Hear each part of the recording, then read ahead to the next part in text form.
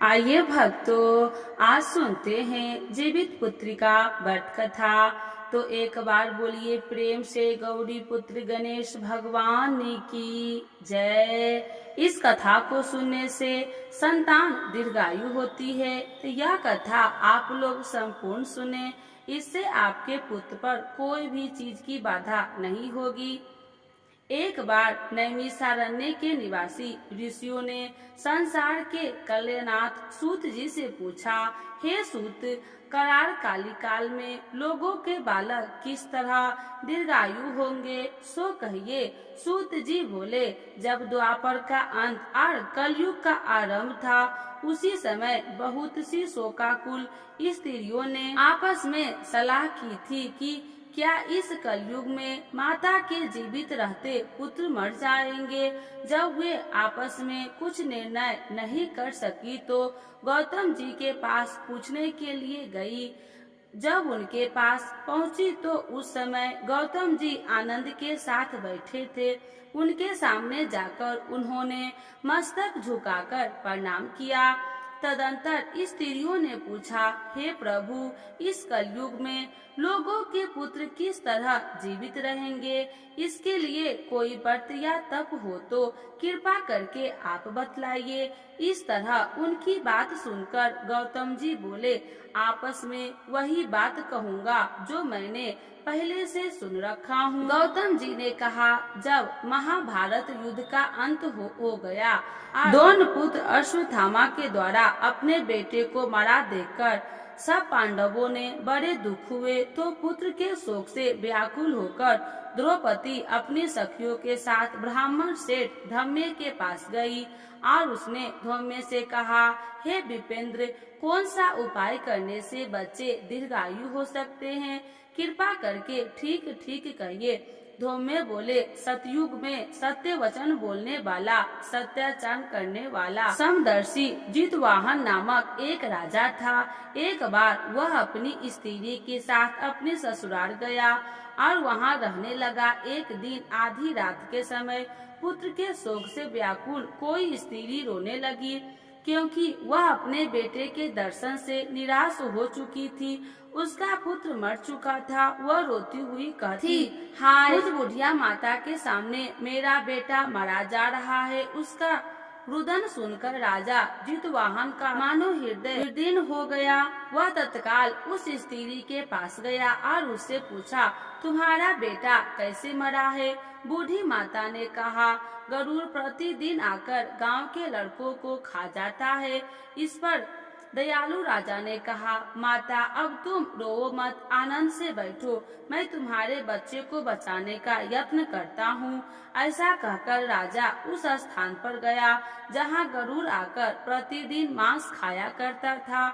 उसी समय गरुड़ भी उस पर टूट पड़ा और मांस खाने लगा। जब अतिशय तेजस्वी गरुड़ ने राजा का बायां अंग खा लिया तो झटपट राजा ने अपना दाहिना अंग फेरकर गरुड़ के सामने कर दिया।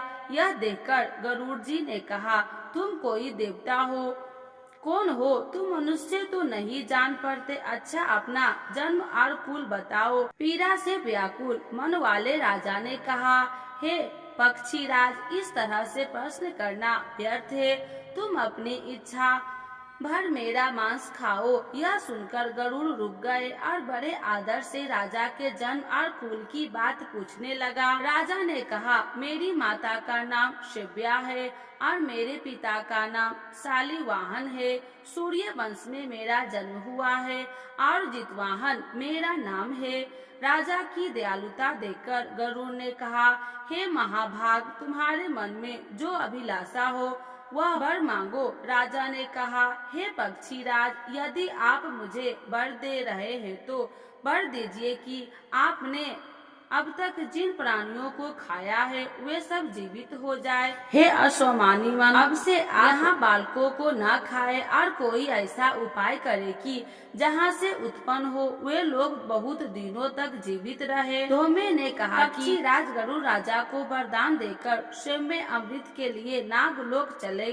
वहाँ से अमृत लाकर उन्होंने उन मरे मनुष्य के हड्डियों पर बरसाया। ऐसा करने से सब लोग जीवित हो गए जिनको कि पहले गरुड़ ने खाया था। राजा के त्याग और गरुड़ की कृपा से गांव वाले की बहुत कष्ट दूर हो गया।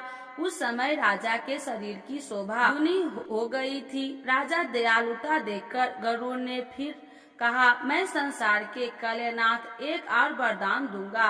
आज आश्विन कृष्ण सप्तमी से रहित शुभ अष्टमी तिथि है। आज ही तुमने यहाँ की प्रजा को जीवित दान दिया है। हे वर्ष, अब से यह दिन महाभाव हो गया है। जो मूर्ति भेद से विविध नामों से विख्यात है, वही लोके से दुर्गा अमृत प्राप्त करने के तर्थ में जीवित पुत्रिका कल्याणी है। सो इस तिथि को जो स्त्री उस जीवित पुत्रिका और कुश की आकृति बनाकर तुम्हारी पूजा करेगी तो दिनों दिन उनका सौभाग्य बढ़ेगा और वंश की भी बढ़ोतरी होगी। हे महाभाग, इस विषय में विचार करने की कोई आवश्यकता नहीं। हे राजन, सप्तमी से रहित और उदया तिथि की अष्टमी को व्रत करे, यानी सप्तमी वृद्ध अष्टमी जिस दिन हो उस दिन व्रत न कर शुद्ध अष्टमी को व्रत करे और नवमी के पालन करे। यदि इस पर ध्यान न दिया तो फल नष्ट ही हो जाएगा और सौभाग्य तो अवश्य नष्ट हो जाएगा।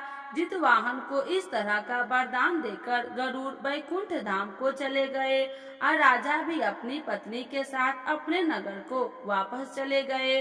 धौम्य द्रौपदी से कहते हैं कि हे देवी, मैंने यह अतिशय दुर्लभ व्रत तुमको बतलाया है। इस व्रत को करने से बच्चे दीर्घायु होते हैं। हे देवी, तुम भी पूर्ण व्रत विधि से यह व्रत और दुर्गा जी का पूजन करो तो तुम्हें अभिलषित फल प्राप्त होगा। मुनि राज धौम्य की बात सुनकर द्रौपदी के हृदय में एक प्रकार का कौतूहल उत्पन्न हुआ और पुरनवासी स्त्रियों को बुलाकर उनके साथ यह उत्तम व्रत किया। गौतम ने कहा, यह व्रत और उसके प्रभाव को किसी एक चील ने सुन लिया और अपनी सखी सियारिन को बतलाया। इसके बाद पीपल वृक्ष की शाखा पर बैठकर उस चील ने और उस वृक्ष के खोते में बैठकर सियारिन ने भी व्रत किया। फिर वही चील किसी उत्तम ब्राह्मण के मुंह से यह कथा सुनाई और पीपल के खोते में बैठी हुई अपनी सखी को सुनाया। सियारिन ने आधी कथा सुनी थी कि उस भूख लग गई और वह उसी समय सब भरे श्मशान में पहुंची। वहां उसने इच्छा भर मांस का भोजन किया और चिल्ली बनी कुछ खाए पिए रह गई और सवेरा हो गया। सवेरे वह गौशाले में गई और वहां गौ का दूध पिया। इस तरह नवमी को उसने पालन किया। कुछ दिनों बाद वे दोनों मर गई और अयोध्या में किसी धनी व्यापारी के घर में जन्मी। संयोग से उस दोनों का जन्म एक ही घर में हुआ, जिससे सियारिन ज्येष्ठ हुई और चिल्ली छोटी हुई। वे दोनों सभी शुभ लक्षणों में युक्त थी, इसीलिए बड़ी लड़की काशी राज और छोटी उसके मंत्री के साथ अग्नि के सामने विधि पूर्वक ब्याही गई। पूर्व जन्म के कर्म फल से वह रानी हुई। जिस किसी की संतान की उत्पन्न करती वह मर जाती और पूर्व जन्म की बातें को स्मरण करने वाली मंत्री अपनी बातों को स्मरण करने वाली मंत्री की पत्नी ने अष्ट वस्तुओं से तेजस्वी 8 पुत्र उत्पन्न किए और सभी जीवित रह गए। अपनी बहन के पुत्रों को जीवित देखकर ईर्ष्यावश राजपत्नी ने अपने स्वामी से कहा कि यदि तुम मुझे जीवित रखना चाहते हो तो इस मंत्री के भी पुत्रों को उसी जगह भेज दो जहां मेरे बेटे गए हैं, अर्थात इन्हें मार डालो। यह सुनकर राजा ने उस मंत्री के पुत्रों को मारने के लिए कई प्रकार के उद्योग किए, पर मंत्री के पत्नी ने जीवित पुत्रिका के पुण्य बल से बचा लिया। एक दिन राजा ने अपने आदमियों से उन पुत्रों को सिर कटवाकर पिटारी में रखवाया और वह पिटारी उनकी माता मंत्री के पत्नी के पास भेज दिया, किंतु वे 8 सिर वेश कीमती जवाहरात हो गए और भले चंगे वे 8 लड़के अपनी माता के पास वापस चले गए। उनको जीवित देखकर राजपत्नी ने कहा, बड़ा किस्मत हुआ। अंत में वह मंत्री की पत्नी के पास आई और उससे पूछा, बहन तुमने कौन सा ऐसा पुण्य किया है जिससे बार बार मारे जाने पर भी तुम्हारे बेटे नहीं मरते? इस पर मंत्री की पत्नी ने कहा, पूर्व जन्म में मैं चिल्ली थी और तुम सियारी। हमने और तुमने साथ साथ जीवित पुत्रिका का व्रत किया था। तुमने व्रत के नियम की भली भांति पालन नहीं किया था और मैंने किया था। इसी दोष से हे बहन, तुम्हारे बेटे नहीं जीते। और राजरानी, अब तुम भी उस जीवित पुत्रिका व्रत को करो तो तुम्हारे बेटे दीर्घायु होंगे। मैं तुमसे सच सच कह रही हूँ। उसने कथा अनुसार रानी ने व्रत किया, तभी से उसके कई बेटे सुंदर और दीर्घायु हुए, बड़े बड़े राजा हुए। सूत जी कहते हैं कि इस प्रकार का आनंद देने वाला मैंने यह व्रत दिव्य व्रत बतलाया। स्त्रियां चिरंजीवी संतान चाहती हो तो यह विधि पूर्वक व्रत अभ्यास करे। तो एक बार बोलिए प्रेम से गौरी पुत्र गणेश भगवान की जय। जीवित पुत्रिका भगवान की जय। जितवाहन राजा की जय।